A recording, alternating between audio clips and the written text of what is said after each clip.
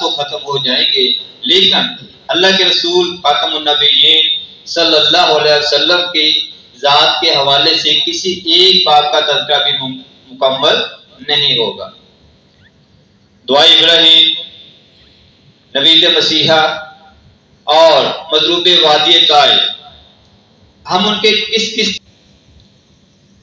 اللہ کے رسول صلی اللہ علیہ وسلم مدینہ پاک میں تشریف فرما ہیں، مسجد نبوی ہے، صحابہ کرام بھی تشریف فرما ہیں۔ ایک یہودی آتا ہے، قرض کا معاملہ ہوتا ہے، تقاضا کرتا ہے، اللہ کے رسول صلی اللہ علیہ وسلم فرماتے ہیں ابھی 3 دن کی مہلت، دوبارہ کہا گیا کہ ابھی 3 دن کی مہلت باقی ہے۔ تکرار سن کر حضرت عمر فاروق رضی اللہ تعالیٰ عنہ تلوار نیام سے کھینچ لیتے ہیں اور کہتے ہیں اللہ کے نبی صلی اللہ علیہ وسلم آپ حکم فرمائیں اس کا سر تان سے جدا کر دوں۔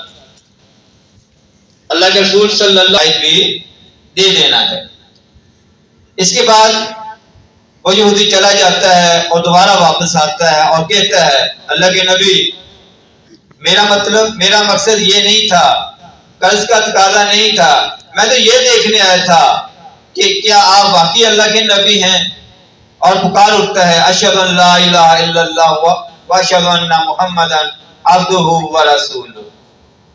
سیرت کے آپ جانتے ہیں کہ فتح مکہ کے موقع پر حضور صلی اللہ علیہ وسلم کے پاس 10,000 صحابہ کرام تھے اور بغیر لڑے بغیر جنگ کی مکہ فتح ہو جاتا ہے۔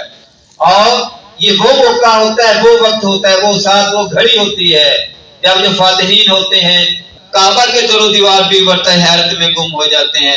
آپ نے کہا لا تثریب بھی، آپ صلی اللہ علیہ وسلم کے اسوہ حسنہ پر چلتے ہوئے آپ صلی اللہ علیہ وسلم کے ہدایت کے دیے سے اپنی ٹمٹماتی ہوئی زندگیوں کو روشنی بخشیں۔